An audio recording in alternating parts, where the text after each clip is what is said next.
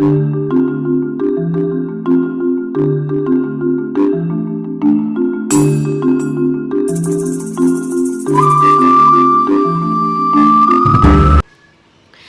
Kitchen recipes in മലയാളത്തിലോട്ട് എല്ലാവർക്കും സ്വാഗതം. എൻ്റെ പേര് ശില്പ. ഇന്ന് ഞാൻ നിങ്ങൾക്ക് ഷെയർ ചെയ്യാൻ പോകുന്ന റെസിപ്പിയാണ് കക്ക ഇറച്ചി ഉലർത്തിയെടുക്കുന്നത്. വളരെ സിമ്പിളാണ് ഇത് ഉണ്ടാക്കിയെടുക്കാൻ, വളരെ ടേസ്റ്റിയാണ്. കാരണം നല്ല പെർഫെക്റ്റ് ആയിട്ട് എങ്ങനെയാണ് ഇളക്കിയെടുത്ത് നന്നായിട്ട് ഇങ്ങനെ വലിയിച്ചെടുക്കുന്ന രീതി, അതാണ് ഞാൻ ഈ ഒരു റെസിപ്പിയിൽ നിങ്ങൾക്ക് ഷെയർ ചെയ്യുന്നത്. ഇതിൻ്റെ ലിസ്റ്റ് ഓഫ് ഇൻഗ്രീഡിയൻസ് താഴെയുള്ള ഡിസ്ക്രിപ്ഷൻ ബോക്സിലും ഞാൻ ഇട്ടിട്ടുണ്ട്. നമുക്ക് ആദ്യം തന്നെ കക്ക ഇറച്ചി ക്ലീൻ ചെയ്തെടുക്കാം. ഓരോ കക്കയിറച്ചിയുടെ ഒരു ഭാഗം ചെറുതായിട്ട് വീർത്തിരിക്കുന്നുണ്ടാവും. ആ ഭാഗത്ത് ചെറിയ കറുത്ത നിറവും കാണാം. അപ്പൊ നമ്മുടെ കൈകൾ ഉപയോഗിച്ചുകൊണ്ട് ചെറുതായിട്ട് പ്രസ് ചെയ്തിട്ടുണ്ടെങ്കിൽ ആ കറുത്ത അഴുക്ക് പുറത്തു വരും.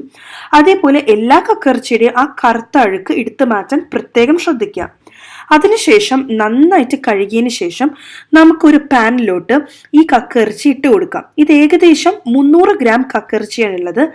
ഇതിൻ്റെ കൂടെ 1.5 ടേബിൾ സ്പൂൺ ഇഞ്ചി നീളത്തിലരിഞ്ഞത്, ആവശ്യത്തിന് കറിവേപ്പില, 3 പച്ചമുളക്, ഇത്രയും കാര്യങ്ങളുടെ കൂടെ തന്നെ ഞാനൊരു 1/4 ടീസ്പൂൺ മഞ്ഞൾപ്പൊടിയും കൂടെ ചേർത്ത് കൊടുക്കുവാണ്.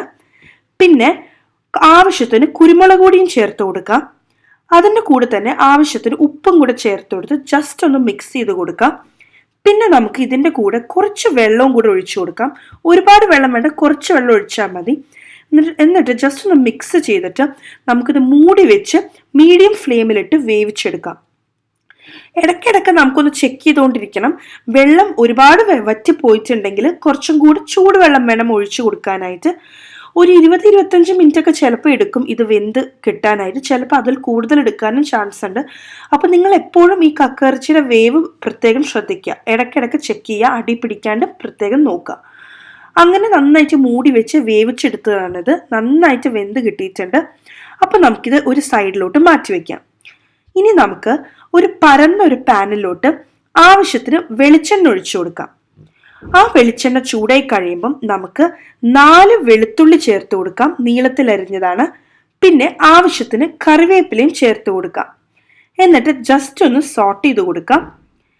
പിന്നെ ഇതിൻ്റെ കൂടെ നമുക്ക് 2 മീഡിയം സൈസ്ഡ് സവോള ചെറിയ കഷ്ണങ്ങളാക്കി അരിഞ്ഞതാണ്, അതും കൂടെ ചേർത്ത് കൊടുക്കാം. എന്നിട്ട് ജസ്റ്റ് ഒന്ന് സോട്ട് ചെയ്യാം. ഇതിൻ്റെ കൂടെ തന്നെ കുറച്ച് ഉപ്പും കൂടെ ചേർത്ത് കൊടുക്കാം. അങ്ങനെ ഒരു 3 മിനിറ്റ് ഒക്കെ കഴിയുമ്പോഴേക്കും ഏകദേശം അതൊരു ചെറിയൊരു ബ്രൗൺ കളറൊക്കെ ആകാൻ ആരംഭിക്കുന്ന ഒരു സമയമായിരിക്കും. ആ ഒരു സമയത്ത് നമുക്ക് 2 ടേബിൾ സ്പൂൺ മല്ലിപ്പൊടി ചേർത്ത് കൊടുക്കാം. പിന്നെ ഇതിൻ്റെ കൂടെ തന്നെ ഒരു വലിയ ടീസ്പൂൺ മുളക് പൊടിയും ചേർത്ത് കൊടുക്കാം. എന്നിട്ട് ജസ്റ്റ് ഒന്ന് മിക്സ് ചെയ്ത് കൊടുക്കാം. എപ്പോഴും മുളക് പൊടി, ഞാനിവിടെ കാശ്മീരി ചില്ലി പൗഡറാണ് യൂസ് ചെയ്തിരിക്കുന്നത്. അപ്പോൾ എപ്പോഴും നമ്മൾ ചേർക്കുന്ന കാശ്മീരി ചില്ലി പൗഡർ മല്ലിപ്പൊടിനേലും കുറവായിരിക്കണം. പിന്നെ നമുക്കിതിൻ്റെ കൂടെ എരിവിന് വേണ്ടിയിട്ട് കുരുമുളക് പൊടിയും ചേർത്ത് കൊടുക്കാം. ഞാനിവിടെ 1 ടീസ്പൂൺ കുരുമുളക് പൊടിയാണ് ചേർക്കുന്നത്. ഓരോരുത്തരുടെ ഇഷ്ടം അനുസരിച്ച് എരിവിന് വ്യത്യാസം വരുത്താൻ വേണ്ടി കുരുമുളകിൻ്റെ അളവിൽ വ്യത്യാസം വരുത്താം. കക്കയിറച്ചിയിൽ എപ്പോഴും കുരുമുളകിൻ്റെ പൊടി ഉള്ളത് നല്ലതാണ്. കുറച്ച് മുന്നിട്ട് നിൽക്കുന്നത് ടേസ്റ്റിനും നല്ലതാണ്, നമ്മുടെ വയറിനും നല്ലതാണ്. അങ്ങനെ ജസ്റ്റ് ഒന്ന് സോട്ട് ചെയ്ത് കൊടുക്കാം. പിന്നെ ഞാൻ ഇതിലോട്ട് 1.5 ടീസ്പൂൺ ഗരം മസാല ചേർക്കുവാണ്. ഞാൻ വീട്ടിൽ പൊടിച്ച ഗരം മസാലയാണ് ചേർക്കുന്നത്. നിങ്ങൾക്ക് വേണമെങ്കിൽ പുറത്തുനിന്ന് വാങ്ങിക്കുന്ന ഗരം മസാല ചേർത്താലും കുഴപ്പമൊന്നുമില്ല. അതൊക്കെ ഓരോരുത്തരുടെ ഇഷ്ടം അനുസരിച്ച് ചെയ്യാം. അങ്ങനെ 1.5 ടീസ്പൂൺ ഗരം മസാലയും കൂടെ ചേർത്ത് ഇതിൻ്റെ നന്നായിട്ടൊന്ന് ജസ്റ്റ് ഒന്ന് ഇളക്കി കൊടുക്കാം.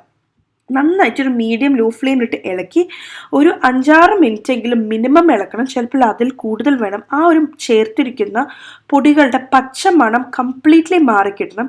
എന്നാൽ മാത്രമായിരിക്കും നമ്മൾ ചെയ്യുന്ന ഈ ഒരു കക്കയിറച്ചിയുടെ ഉലത്തിന് ടേസ്റ്റ് ഉണ്ടാവുള്ളൂ. അങ്ങനെ നന്നായിട്ട് എൻ്റെ പച്ചമണം മാറിക്കഴിയുമ്പോൾ ഞാൻ 4 ടേബിൾ സ്പൂൺ തേങ്ങ ചുരണ്ടി ഇതും കൂടെ ചേർക്കുവാണ്. എന്നിട്ട് നമുക്ക് ജസ്റ്റ് ഒന്ന് മിക്സ് ചെയ്ത് കൊടുക്കാം. ഈ തേങ്ങ ഇട്ട് നമുക്ക് നന്നായിട്ടൊന്ന് സോട്ട് ചെയ്ത് കൊടുക്കാം. ഒരു 1-2 മിനിറ്റോളം മീഡിയം ഫ്ലെയിമിലിട്ട് നമുക്കിത് ഇളക്കി കൊടുക്കാം. പിന്നെ നമുക്ക് ഇതിലോട്ട് നമ്മൾ നേരത്തെ വേവിച്ച് വെച്ചിരിക്കുന്ന കക്കയിറച്ചി മുഴുവനോടെ നമുക്ക് ഇതിലോട്ട് ചേർത്ത് കൊടുക്കാം. ഞാൻ ഈ മസാല റെഡിയാക്കിയപ്പോൾ മഞ്ഞൾപ്പൊടി ചേർത്തിട്ടില്ല. കാരണം കക്കയിറച്ചി വേവിക്കുന്ന സമയത്ത് തന്നെ ഞാൻ മഞ്ഞൾപ്പൊടി ചേർത്തിട്ടുണ്ടായിരുന്നു. അപ്പോൾ പിന്നെ കൂടുതൽ മഞ്ഞൾപ്പൊടിയുടെ ആവശ്യമില്ല. അപ്പം അതെല്ലാം കൂടെ ചേർത്ത് നന്നായിട്ട് നമുക്ക് ഇളക്കി നന്നായിട്ട് വലിയിച്ചെടുക്കാം.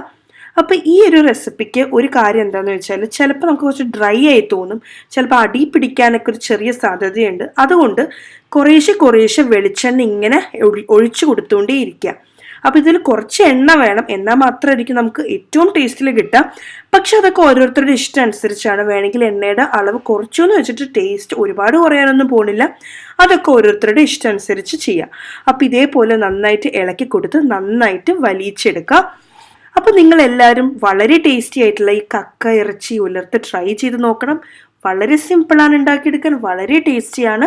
നിങ്ങൾ ആദ്യമായിട്ടാണ് ഈ ചാനൽ വരുന്നതെങ്കിൽ താഴെയുള്ള red colour subscribe button click ചെയ്യാൻ മറക്കരുത്. അതിന് തൊട്ടടുത്ത് തന്നെ ചെറിയൊരു ബെൽ ഐക്കൺ ഉണ്ട്, അതും കൂടെ ക്ലിക്ക് ചെയ്താൽ മാത്രമായിരിക്കും ഞാൻ എപ്പോൾ ഒരു പുതിയ വീഡിയോ അപ്ലോഡ് ചെയ്യുമ്പോഴും നിങ്ങൾക്ക് നോട്ടിഫിക്കേഷൻ കിട്ടും. നിങ്ങൾക്ക് ഈ വീഡിയോ ഇഷ്ടപ്പെട്ടിട്ടുണ്ടെങ്കിൽ തീർച്ചയായിട്ടും ലൈക്ക് ചെയ്യാനും ഷെയർ ചെയ്യാനും മറക്കരുത്. Thank you for watching. By.